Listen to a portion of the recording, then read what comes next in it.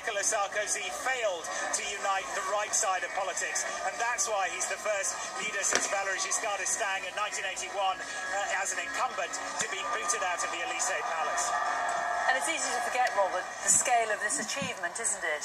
The first socialist president for 17 years and a man who was virtually unknown until recently. Well, that's right, and that was one of the criticisms that Nicolas Sarkozy laid against him, that what has François Hollande actually run? All he has run is the Socialist Party, and a lot of people say that he didn't really run that very well. He was a mayor of a town in Toul in central France, not a particularly big town or a particularly difficult town.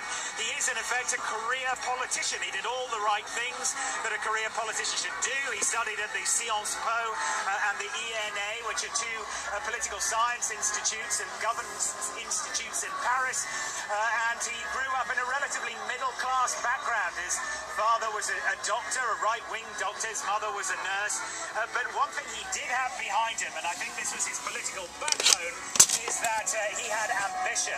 When he was asked when he was just 15 years of age what he wanted to do in later life, he said, "I want to be president of the Republic," and at 57, 42 years later, he has managed to achieve that. And he's up on stage at the moment, not just with his current partner, but with his former partner, Ségolène Royal, the mother of his 4 children.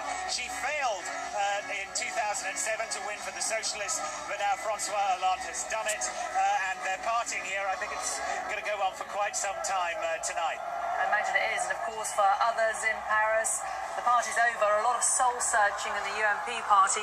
Where do you think the right goes from here now in France? Well, I certainly know where Marine Le Pen wants it to go, and I asked her about that directly. I accused her of being fairly cynical when she refused to endorse Nicolas Sarkozy, that in effect she was playing a long game because she saw the possibility of legislative gains. She wants MPs back. She wants to make her party the main opposition to the Socialist Party.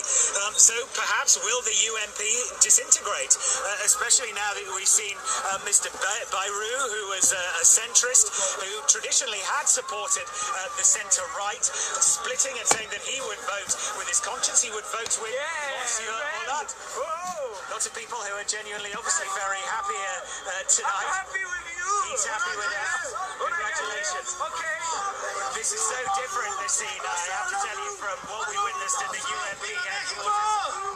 And I have to say, Jane, that we witnessed it back at the American elections.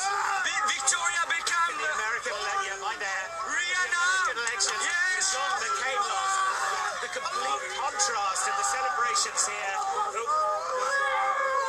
Victoria Beckham, she's very beautiful. I think we're going to have to leave Robert there. It looks like some people have been enjoying themselves just a little bit too much, possibly, around him in Bastille, in the centre of Paris. And there you see the new French president, François Hollande. He's spoken to the crowds there. He told them that he has heard them, their desire for change, their strength, their hope. This is a man who's never held a national government office.